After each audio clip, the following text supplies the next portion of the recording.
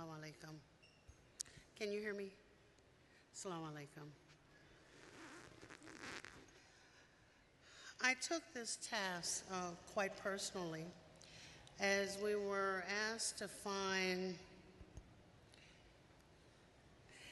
inspiration that moves the heart and illuminates the mind in the stories of the Prophet. And I kind of took the Prophet as a whole person. When just a few years ago I became Muslim, I saw the Prophet as a very activist leader. I didn't have a problem with who God was, because certainly many of us know who God is. May have him in the wrong box or category. But I needed to have some feeling about leadership that was activist. It was not so concerned with satisfying the other, not overly concerned with the spiritual and not the active, that Prophet Mohamed sallallahu alaihi wasallam fit the bill. Today, this weekend, the theme of our conference is building a renaissance. And I thought about that, and I thought about what our Prophet began by giving those who lived in Mecca and Medina an opportunity to be reborn. And then I thought about us today, and we look very much like those people who he had to convince that a rebirth was in order. And I also thought about how do we divorce ourselves from old ways and comfort to experience a rebirth. It's nothing like being comfortable. And it's not the rebirth that's the pangs of childbirth.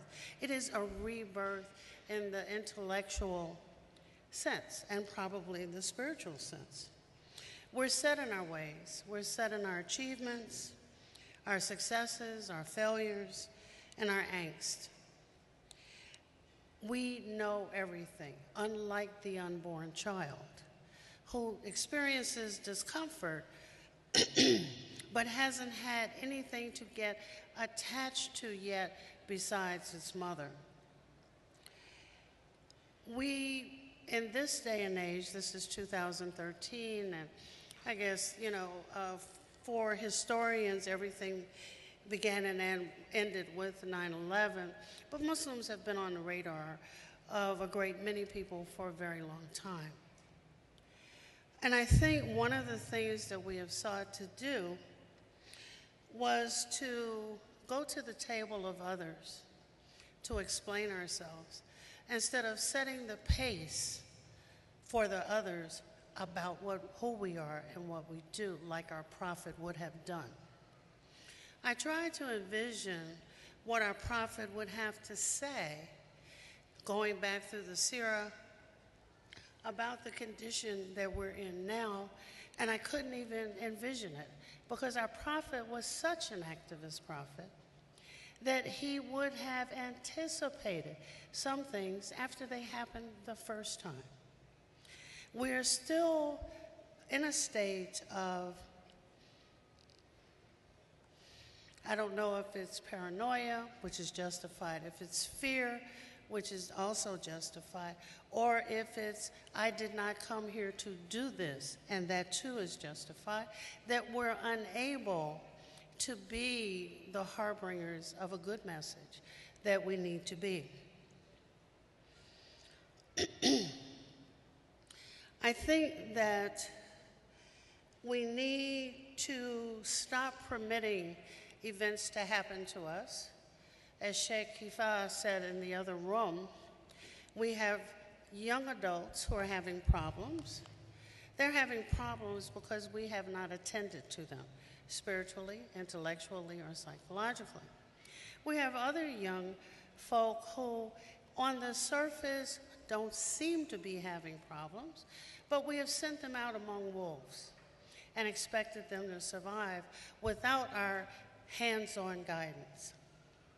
So in thinking about the cultural, the educational, social class, and ethnic diversity, I thought about what is in the Quran, what would the Prophet have done, and he would have asked us to get to know each other through some shared experiences, shared positive experiences, not an experience of terror, even though this country that we all love to varying degrees has struck terror in the lives of Muslims the world over, but to have some positive shared experiences. One of the most heartening things about this 12th annual convention is the fact that all of you are here. I have seen more young Muslims here than I have seen in loads of conferences, and I applaud that. So something must be going right here. I have seen people from all over the globe. I think about that, we are to be proud, but not so proud that we don't keep it up. We have to have more shared experiences. In watching and sitting and thinking about this talk this evening in the cafeteria, and I'm not sure which way it is, one of the things I noticed was nobody went to a table where there was somebody they did not know to introduce themselves and to share a meal. They sought those that they did know and waited for them, oftentimes sitting by themselves. Coming together this time of the year is very important, but it's even more important if we learn and we share. Lastly, one of the young men who was escorting me around today was very happy that MAS and ICNA made sure the topics were relevant. My students, and I teach at DePaul here in the city, often complain about how Juma is never relevant to them. It skips over what's important, it seeks that which is safe. And to them, and I promised I would say, hopefully the imams and the audience will pay attention and listen to the young people. They have to take over. They have to build and continue to build the organizations that you have built. You need to be satisfied that you've raised some of the best young people on the planet. You'll never know unless you give them an opportunity. And I think that is what Prophet Mohamed means to me. Assalamu alaikum.